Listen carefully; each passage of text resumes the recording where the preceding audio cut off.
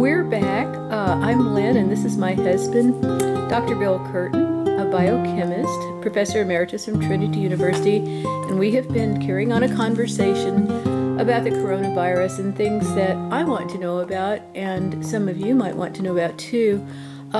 We have been talking about the test, the antibody antigen test.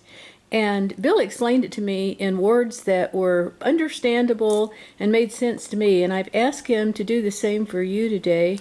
As always, thanks, Bill, for explaining all this to us. You're welcome. So yes, there's a lot of interest in the so-called serological test that's forthcoming and that will be used widely across the world, really. This is a test designed to detect antibodies to the COVID-19 virus in your blood, so it's a blood sample. And so I'm sure that most everybody knows generally what an antibody is. It's a protein that is produced by your immune system in response to an infection, a virus or a bacterium, some kind of foreign substance. And the important thing as far as the test is concerned is that the protein, the antibody that is produced, has a structure which is able to recognize and associate with some part of the protein associated with the virus. The virus is called an antigen, and so the antibody and the antigen can get together and form an antigen-antibody complex. It does this because there is a part on the protein of the antibody structure that fits nicely together with part of the protein structure on the antigen, on the viral protein. And so they recognize each other. The old concept that everyone uses is that of a key fitting into a lock, which is adequate for our purposes here. So it takes the right key to fit into the lock. And so once they do that, they form a complex. You have an antibody bound to an antigen. And this is important because this is the basis of the test, the serological test that will be used. But this is only the first step. This complex formation is only the first step in a large series of reactions that ultimately lead to the killing and elimination of the virus. That part is actually done by other cells generated by your immune system. Now next, it's important to know that this fitting together of the antibody and the antigen is not perfect. That is to say, it is not 100% specific. So an antibody generated in response to a particular virus can also interact with other foreign particles in your system. The interaction will not be as strong, but it nonetheless might occur to some extent, and this is what is called cross-reactivity. It is a problem in these tests because it can lead to a positive result when in fact you don't actually have the antibodies there. So it's important to remember that. So now when a person gets infected, there are a couple of types of antibodies that are produced. First, there is a sort of a general purpose antibody, and by the way, the antibodies are called immunoglobulins. And so initially there is kind of a broad spectrum one that is produced as a first line of defense. In the meantime, the virus is building up in your system, and your immune system, once it builds up to a high enough level, can then design an antibody that is specific for the virus. So the broad spectrum kind is called immunoglobulin M, and that's IgM abbreviated, and then the more specific one is called immunoglobulin G, and that's IgG. So it's important also to understand that the time course for the production of these types of antibodies is not well known for this particular virus. In general terms, the IgM, the broad spectrum one, is produced early within a matter of a few days after your infection. And then the IgG comes later. How much later? It varies, but it might be several weeks before it really builds up to a significant extent. So keep in mind that the time course of these is also important.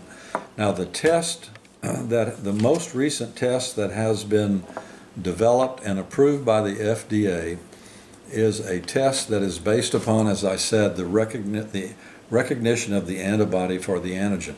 So the company had to go and they had to produce, by what's called recombinant technology, a lot of this virus. They had to grow the virus, they had to isolate the protein, the antigen, and then once they have purified that, they can embed that in a polymer matrix in the little vessels that they will use to put the sample into. So you now have the viral antigen, the protein, embedded in this test tube. And all you have to do now is put the serum sample that you collect from the patient into this tube or whatever type of apparatus they use, and if the antibodies are there, they will associate with the antigen, just as we talked about before, and this association is detectable by one of several means that I won't go into. But the point is, if you have antibody there, it interacts with the immobilized antigen, and that's the basis of the test. This company has, and this company, but this test will detect the presence of IgM and IgG. Now, it turns out that if you test positive for both IgM and IgG, and you've had symptoms of the virus and you've gotten over it, then what this means is, so you have a positive test and you've had the symptoms and gotten over it, it means that you had the virus and you're probably now protected from it. There's no guarantee for that, but that's the most likely conclusion from that test. If you test positive for IgM and IgG, but you've not had any symptoms, it likely means that you may or may not get sick, and you may have some protection since you have the IgG antibodies present.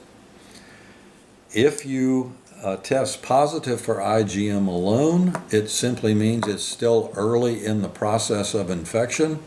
You don't have the Ig antibodies, and it's just too early to conclude anything from that sort of test. The company, as far as the accuracy of the test is concerned, claims to be accurate 95% of the time. They've tested a limited amount of samples in their own laboratory, but got good, strong results from those tests. Now, I've taken the literature from the company about their test, and the information that they provide is replete with a number of precautions and warnings. And for example, it says negative results do not preclude viral infection by COVID-19. So if you test and it's negative, it doesn't mean that you're not infected. It says that this rapid test that they have developed, the sensitivity of it after infection is unknown. This is a qualitative test. It only says yes or no. It doesn't tell you how much of a particular antibody is present. It says that false positives result for IgM and IgG may occur due to cross-reactivity. We talked about the fact that a particular antibody could react or associate with a different virus. That's called cross-reactivity, and that may occur. And at this time, it is unknown for how long IgM or IgG antibodies may persist following infection. So these are all precautions that one needs to be aware of if you have the test. So what real value is this test? And I would say that the value is in that it will give epidemiologists and infectious disease experts a much better sense of how widespread the virus is, whether reinfections might occur, and considerations of this type that are very important to getting a much better picture of how this virus is being transmitted between people. So it is definitely of value, but if you go out and you get tested, do a serological test like this, and it says that that you have the antibodies, you should not immediately assume that you are immune. What you need to do is go have a further direct test done where they're looking specifically at that virus rather than just the antibody itself. So that gives us some words to use when we're talking to our medical professionals about the tests, the IgG and the IgM, because I didn't understand really the mechanisms behind it, and it's helpful to have the vocabulary, because when you read about it, it helps you understand what they're talking about. Is this a private company or a public company? Who's developing this? This is a private company. This company is called Celex, and they've just come out with this particular product, and of course they don't want to get sued, so they're going to be very careful in the statements that they provide about the test, but it appears to be a very good one, and you just have to be careful about how the results are interpreted. Opportunity to get the test done, go do it, because the more data we get, the better off we're going to be. Fantastic. Bill, thanks as always. Bye.